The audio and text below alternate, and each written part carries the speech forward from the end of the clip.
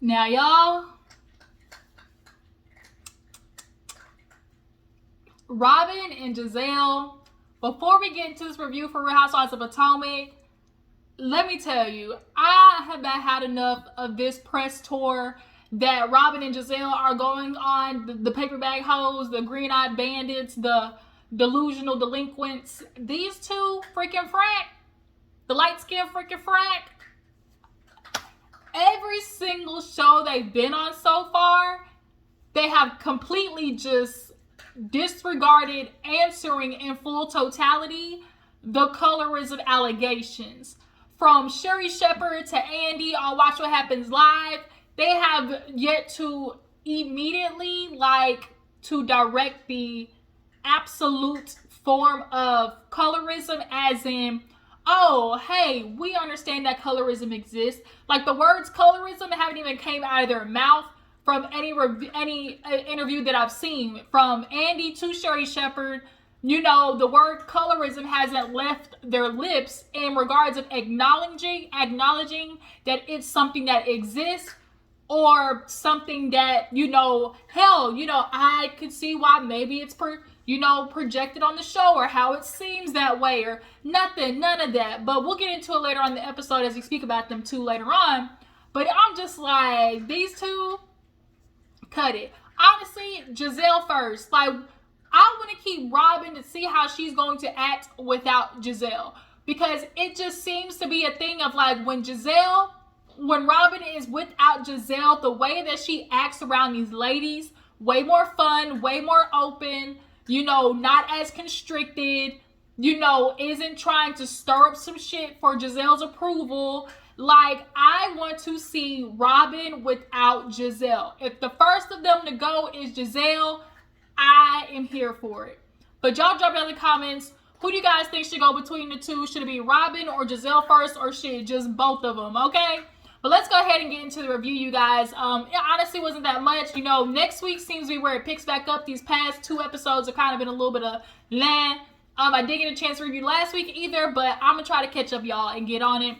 But yeah, Real Housewives of Potomac, if you're new to my channel, appreciate you for tuning in. Make sure to hit that subscribe button, because what? It's free 99. It ain't going to kill you. Your girl ain't asking you for $100 in the Cashapp. Okay, like, shake it like a stripper. Unless y'all want me to shake it for you like a stripper for $100. I'm playing y'all, but a bitch is broke. So if you do want to cash out your girl, just $1, $2, $3, $4, $5, I ain't mad at it, okay? Because we is pinching pennies over here for Christmas. I done purchased some Christmas gifts, and bitch, it is toit, okay? So if you want to, you know, send something on your little girl this way, I will take it happily. Thank you. But Real Housewives of Potomac, let's get into it. So we open up with Karen making her way downtown to Gizelle's 900,000 cabin tear down. I crack myself up. So Karen done made it to Gizelle's used to be $900,000 cabin tear down. Boy, I tell you, Candace has been on it with the reads this season. Sorry, I'm looking at a polo. The reads this season have been bar none.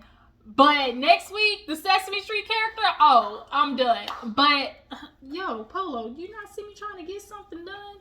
You always want to, I get it. You ain't got no food in the bowl. This is what my dog does. When all the food is gone, he literally walks around with it and makes noise like, feed me, like, nigga, I know you need some food, but god dang, can I finish this first? Then I'm head to the store and I'm gonna get you some, okay? You just finished eating the last of the bowl, chill out. Boy, I tell you, Polo, boy, these dogs is expensive. But what was I talking about? Yeah, so Karen, she shows up to Gizelle's house. You know, Gizelle basically picked the two colors that go together that's really hard to mess up, which is black and white. If you want to feel like you're doing something without really doing something with colors, or you're just new to interior decorating and, you know, don't want to have to try to stress yourself out with matching colors and everything, people pick black and white. It definitely was giving a little bit of Alice in Wonderland, down the rabbit hole, but from what it used to be, it's an improvement. Like Karen said, I mean, the chandelier is nice.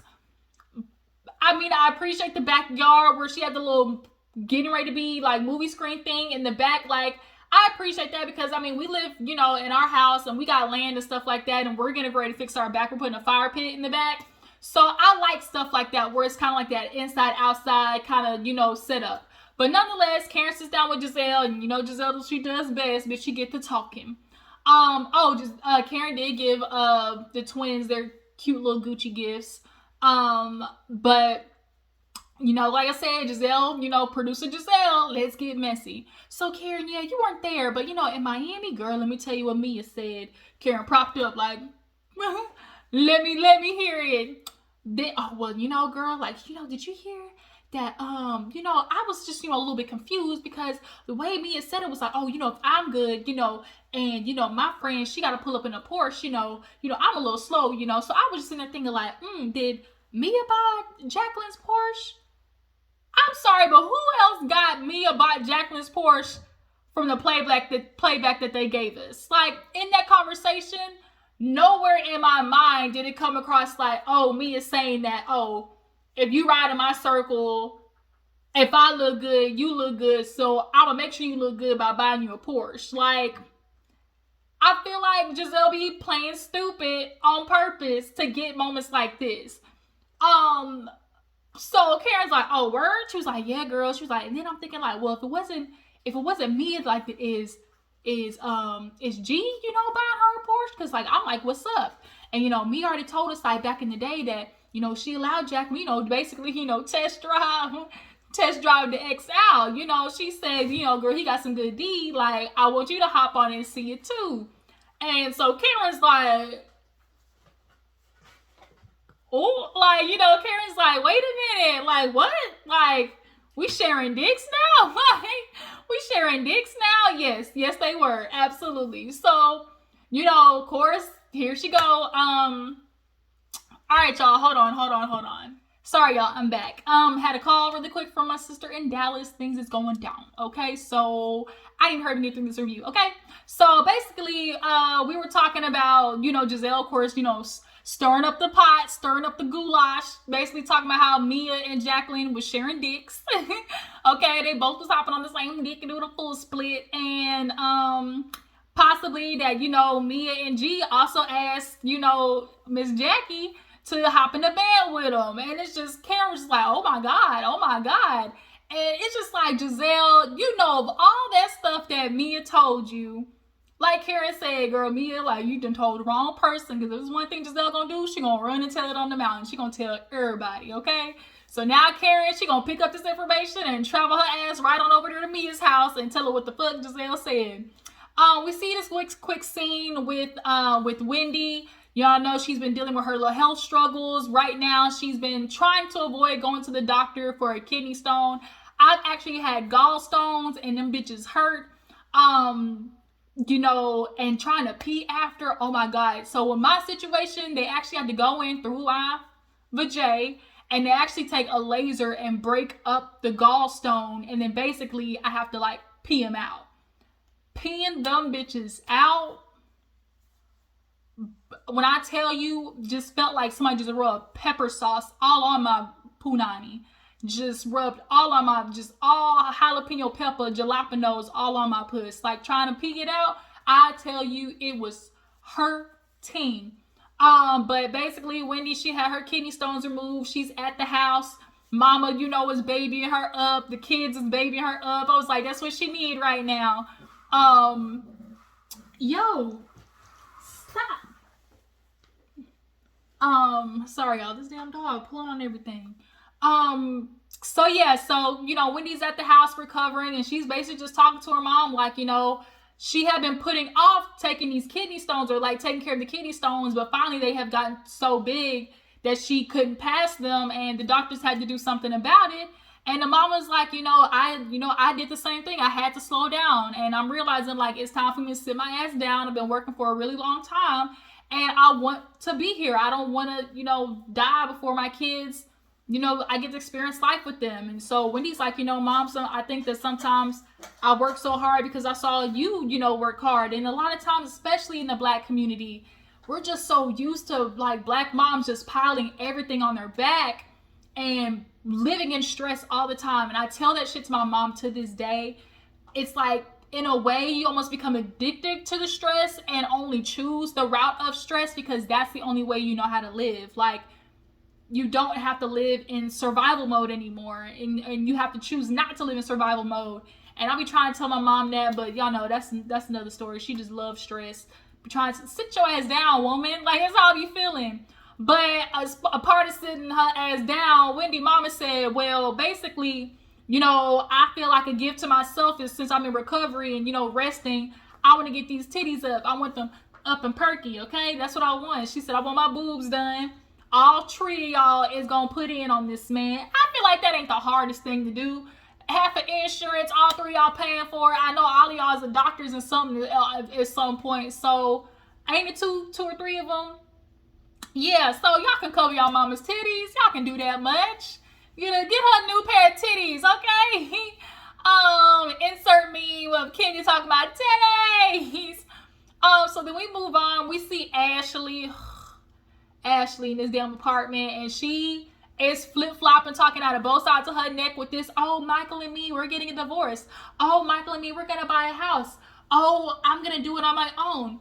Oh, well, we're gonna buy the house in a combined LLC. And so that's why everybody's confused, like, the fuck? And y'all, can we just say something? Them boys,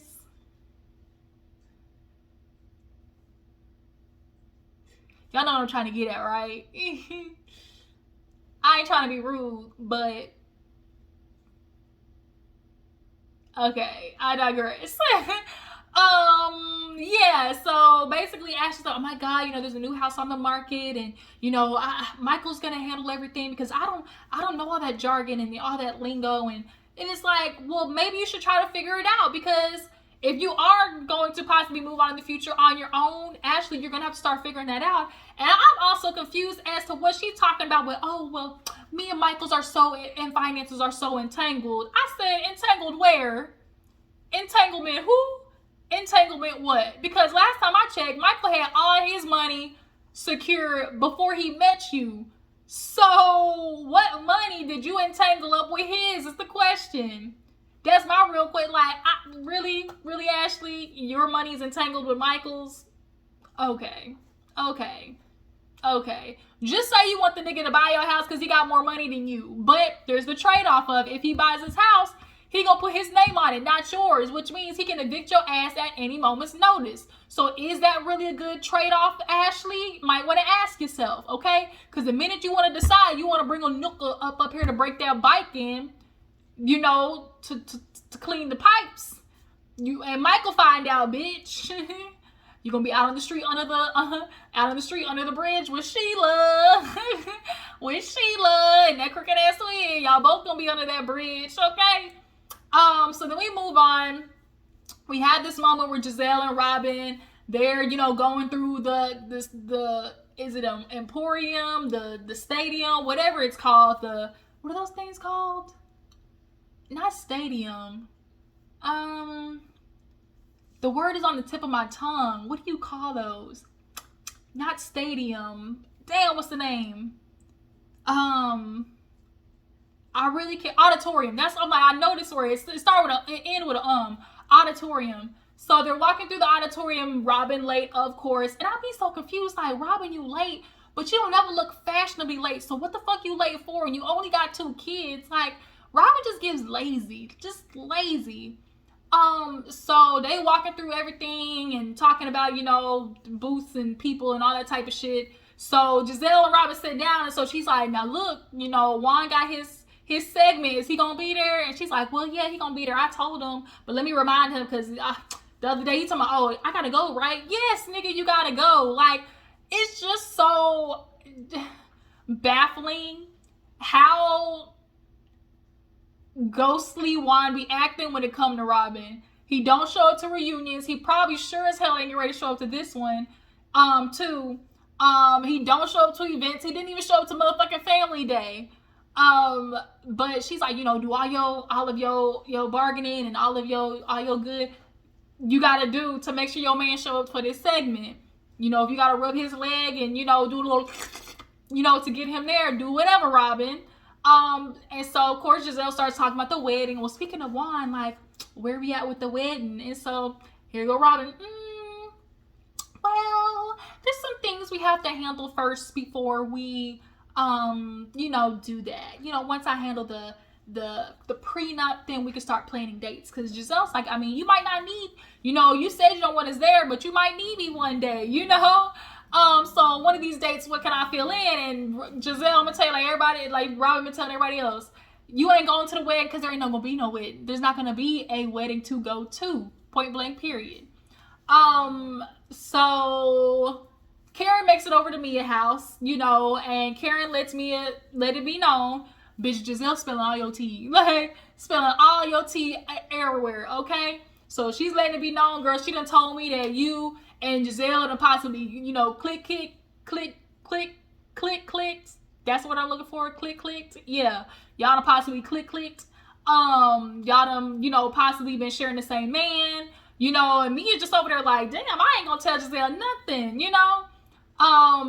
yeah, of all people, Gizelle's the last, when I tell you the last person you want to tell something to. So, she's, telling her everything, and Mia in a weird way is trying to make it seem like minimize it. Well, we did a little bit of promiscuous things back in the day. I thought I wanted to be a gynecologist. So, I took a flashlight and looked up her hoo-ha. And Karen's like, what? So she's like, yeah, I just checked her cervix and stuff. And what do you guys think?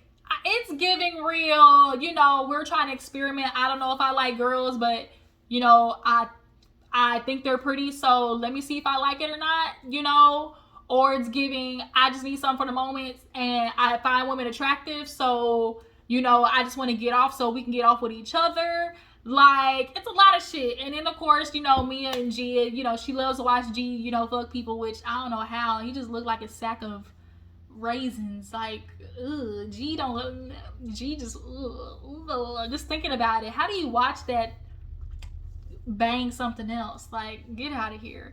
But, then some news broke when she was like, oh, well, she was like, yeah, she's like, you like to watch people or whatever. And then somehow the whole Peter conversation came up. And so she was like, you like outside people? She's like, oh, was that Peter? And she's like, no. And she was like, Peter's girlfriend. So Karen was like, whoop. Oh, so maybe Wendy was on to something. Yes, she was close. Because why the fuck would you flip it like that when she mentions Peter's name? I don't know what you and your husband do, but we don't play like that. And that sent me through the roof. And it's because her ass was in close, cahoots with Peter. Basically, she said Peter had her leftovers. We're going to see what Peter had to say about that because, he a messy queen. He going to rebuttal. So finally, real quick, Candace, Trina, they had the music video. Candace is super happy, crying, per usual.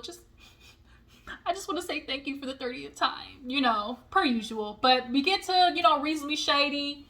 Everybody showing up. Juan literally shows up in a hoodie. Like, it's just like, Juan just gives real, I'm showing up, I'm just here so I don't get fined.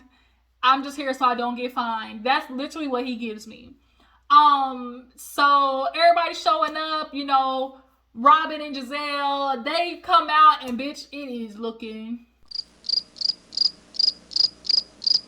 empty. Okay? Empty. I think what some people do, unfortunately, is they're so focused on what the title seems like. Oh, reasonably shady at the so-and-so auditorium. And it's like you want to have the name of such this big, event space.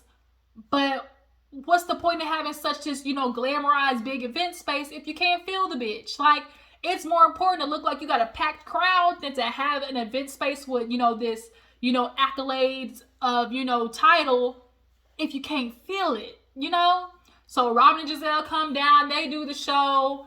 The show is lame. It's lame. These girls are mediocre. It's just like none of it. The nigga got their name wrong. Juan comes up, he does his little, shit with Robyn. They do a Q&A. Of course, everybody want to know when Robyn get married. Gizelle stick up for her friend. We'll stay tuned. That's what that means. Stay tuned. That's what the answer is. Like, you can tell of the two, Gizelle is the head and Robyn is the ass. Like, she follows wherever Gizelle goes. Gizelle, does her cover up for Robyn if she catches her, waiting, out there lost at sea. Like, she is her just as much as her protector sometimes as Robyn can, jump in front of the bullet for her, and bitch, you be trying to jump in front of the bullet for Gizelle, and that's why your ass caught that straight heat when Wendy got in that ass, which is probably why both you and Gizelle, Robyn and Gizelle, have been on the warpath before Wendy, because they can get over that scalding that she gave them last season, point blank period. So yeah, they're done with the show. Karen took notes on basically what not to do, and yeah, so they go upstairs. They got Ashley dancing and shit. Like, they were trying too much to appeal to a younger crowd, and that's y'all's problem. Like, stay where you at. Like, stay in your demographic. Like, what the fuck y'all trying to do the Bobby Shmurda dance for? Like, the fuck? So they go upstairs and, they basically, split me and Jacqueline to get the conversation going. Robyn got me over there. Gizelle got Jacqueline over here. And she's like, girl, I just want to, say something. I'm a little slow. So at Miami, it kind of came across that me about your Porsche, but she was like, oh, if I win and my friend win and she got a Porsche. And me's like, oh no, I got money. I mean, Jacqueline's like, oh no, I got money. Like, I'm good. And so she's like, okay. So then also, she let us know that, girl, you was hopping on her boyfriend. And she was like, yeah, like, but what else did Mia tell y'all? And girl, also she told us that her and G like to do a little do. Like, did you ever, like, raise your hand to be like, oh, what about me?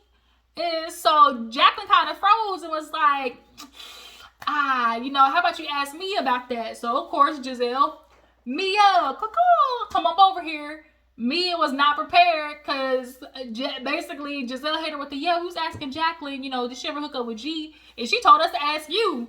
And Mia was like, whoop, like, wait a minute, like, all these questions. And Mia, in a weird way, was like trying to maneuver through it. And she kind of did, but didn't. Because it was like, oh yeah, like, that's my friend. And, I didn't buy her a Porsche. Like, oh no, it's in her name. Like, if she did buy a car, it's in her name. Like, I wouldn't be surprised. Like, when friends get money, sometimes they get their best friend stuff. And I feel like that's the least she could do, given the fact that Mia stayed with Jacqueline all through her childhood, from my understanding, right? Like, she moved in with them. So I'm sure Mia did it as like a repayment gift. Polo, what are you tearing up? Put my pom-poms down. So then, she was like, oh, so you're asking if she ever hooked up with G? And she was like, yeah. And so, it's like, Jacqueline, y'all kind of set y'allself up for this one. But I'm not gonna lie, when we talk about how you're supposed to be messy on a show, see, this is the kind of messy that I want to see. Like, dig into the sexual past, dig into, like, the history of girls. This is the kind of messy, like, we're okay with. But accusing somebody's husband of inappropriate behavior type shady shit messy, and going after people's families and cheating husbands messy, like, that type of shit that Gizelle be doing, like, it's out of line. Like, this was the type of messy, like, what you see on the show. Like, I'm okay with, if you ask me. But basically, we in the episode where everybody looking at me and Jacqueline like, you bitches fucked. Y'all hoes fucked, didn't y'all? It's okay. It's okay.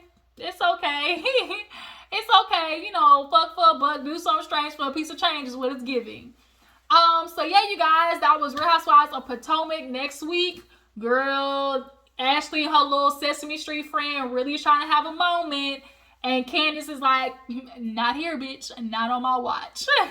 I appreciate y'all for tuning in. Y'all make sure to drop in the comments. Tell me how you feel about the episode. What do you guys think about Reese with Shady, the first live show? What do you guys think about Mia and Jacqueline? Do you guys think that they clicked? And Robyn and Juan. Oh shit, I forgot to talk about Robyn bringing up the prenup to Juan. Basically, she told him, should we do an infidelity clause? He was like, man, we don't need that. Like, we not them people, Robyn. We not them people. And it's like, but nigga, you are. Like, anytime Robyn brings up the past, Juan be ready to get out of there. Like, he does not like talking about it. Like, the minute it comes up, you can just see his skin start itching. And it's like, you niggas want to do the dirt, but y'all never want to address it and how it affected y'all's relationship and what, like, happened and anything. And, not only having to argue about infidelity, but argue about money, too. Let's not do it. Robyn, put that shit in the prenup today. Even though y'all not getting married, still put the insurance in there, point blank period, because Juan can't be trusted. And Karen's going to reveal it later on this season. I'm here for it. But yeah, you guys, we're Housewives of Potomac. Drop down in the comments. I appreciate y'all for tuning in. Follow my Instagram and Twitter, and I'm going to catch you in the next one. Bye.